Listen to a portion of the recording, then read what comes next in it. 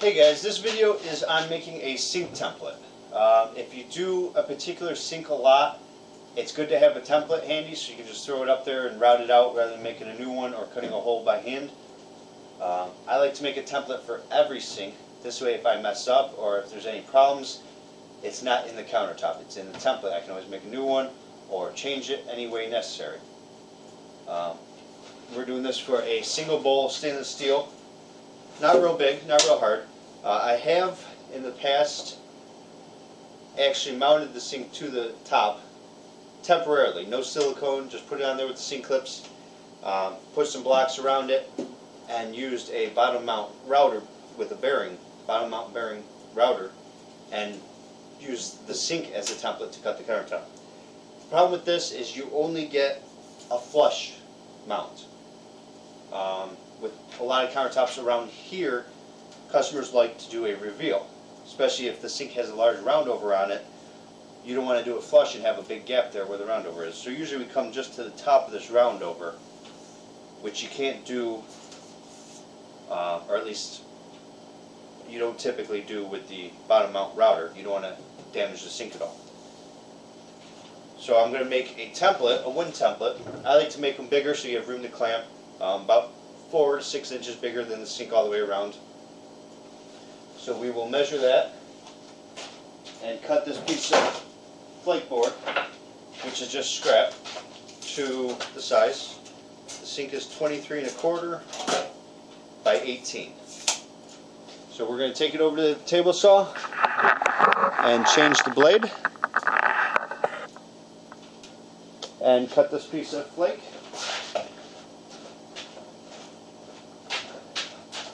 I will leave it, the piece of flake is 30 inches, while this particular one is 33.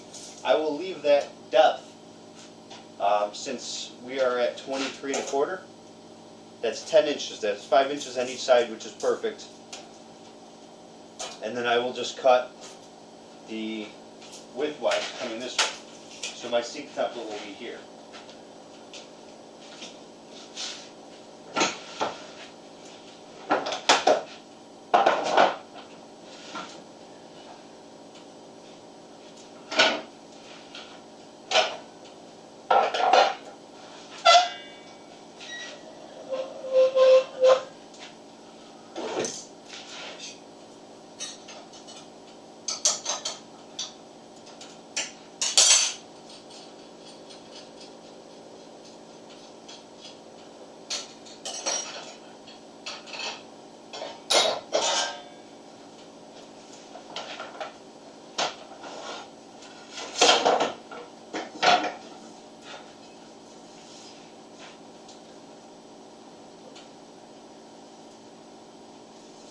I'm using a 10-50, so it's a 10-inch 50-tooth Everlast blade.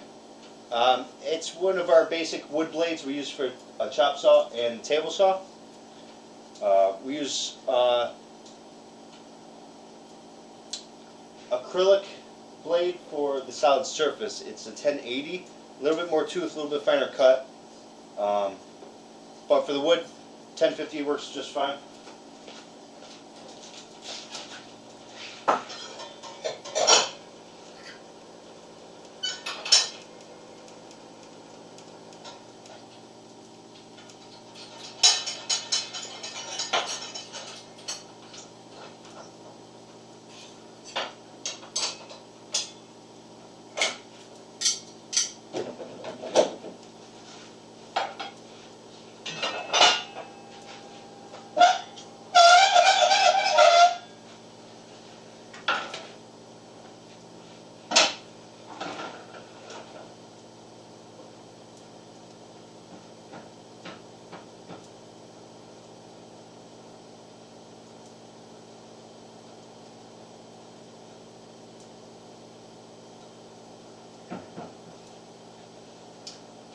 For the depth of the sink, I like to make them 25 1/2.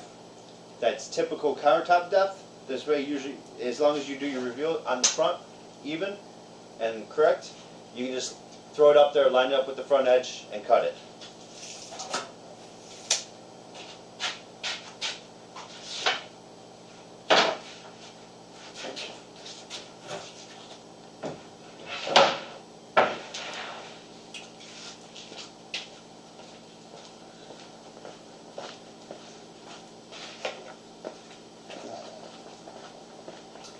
Hearing protection, dust mask, always good when you're using a table saw. I do have a dust collector, which I will turn on here.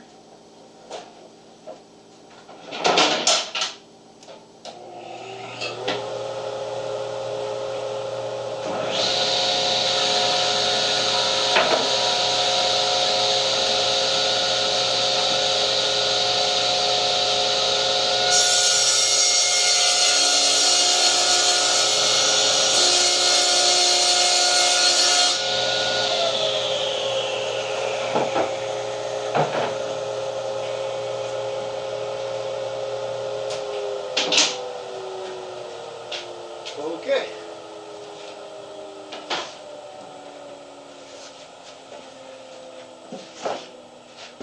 Now because it's a single bowl, it's a little bit easier. It's pretty even all the way around. So you can pop it upside down on there. Make sure it's where you want it.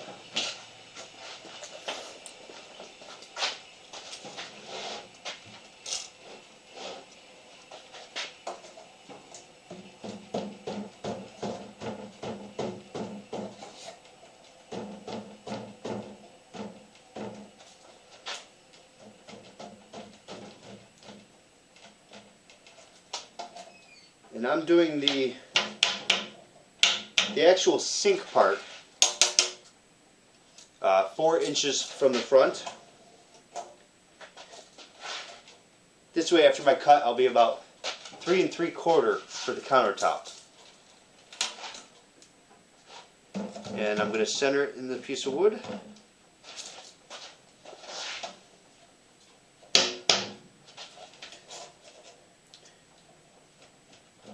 And I'm just going to trace it with a pencil. You could trace the outside, or if you can fit your arm in there, sometimes you can trace the inside. This way you have a better cut to go off of.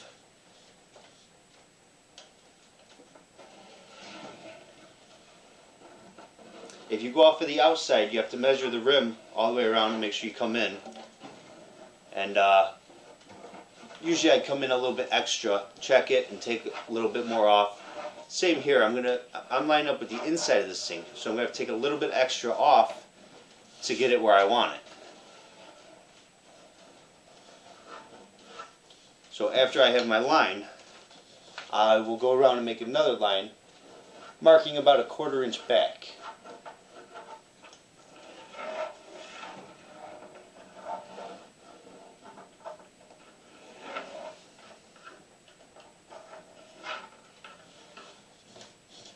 And I just used a pencil. I think I'm going to go over it again with a marker, just to make sure I can see it.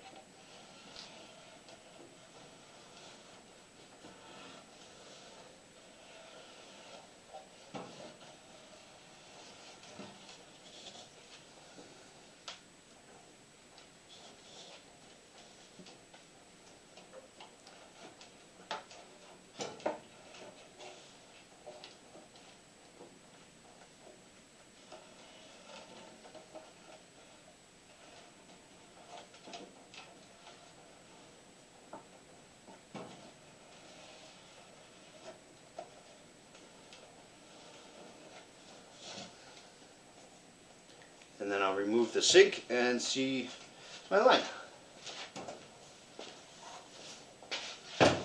Now if you want to cut this line, that is a good place to start. I would actually cut the line, just make sure it's cut off all the way around. You can measure and mark back 1/4 inch everywhere so that you know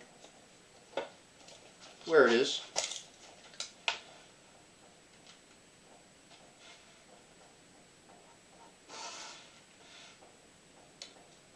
But normally I would start with this line, compare it to the sink, and then make any adjustments from there.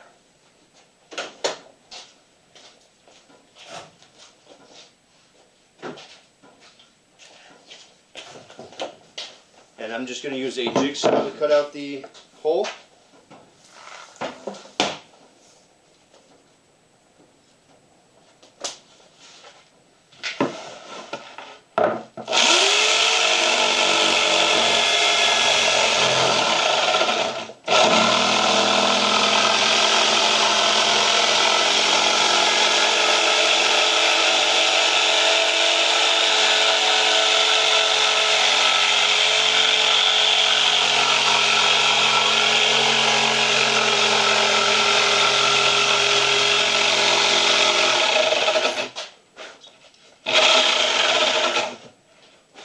making sure not to cut my bench.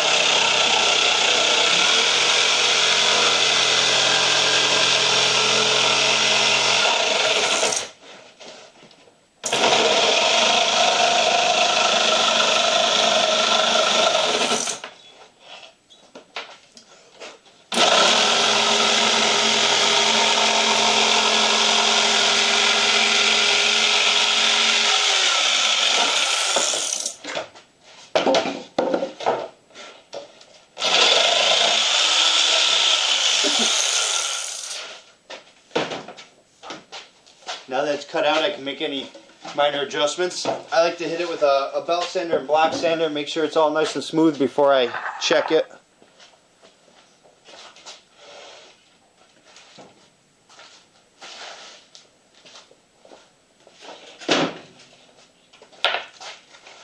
So I'm going to hit it with a 40 grit block sander. I just like to use a piece of wood with belt sandpaper and then a little tension block.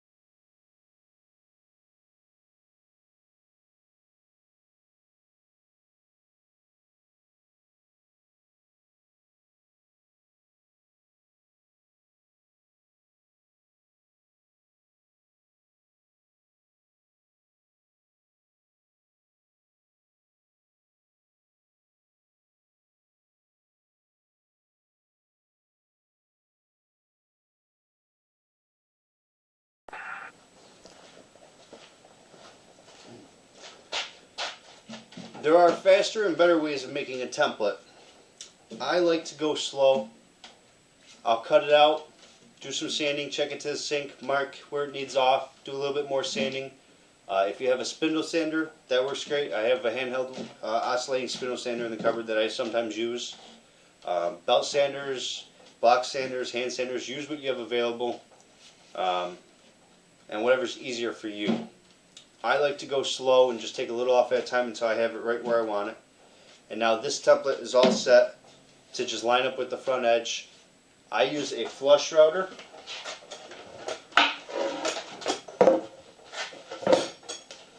So I will use a top bearing flush router which will ride on my template and cut out the sink. If you're using a collar and a straight bit, Make sure you offset your template for your whatever size collar you're using. I like to just use the straight bit. Sometimes I'll use just a collar with a straight bit to cut out the cutout, leaving about a 1/4 inch all the way around, and then I'll go back with the flush bit and just clean it up. This way it's not so much pressure on the material when you're cutting it. If you have any questions, better ways of making templates. I know if you have a bandsaw, you can't really use it on a template. Jigsaw is probably the best way to go. A circular saw. A lot of times I'll use the Festool track saw to cut the 4 sides and then just jigsaw the corners. You still have some cleanup, but it might be a little bit faster for you. Leave any comments below. If you like my videos, subscribe. Thank you.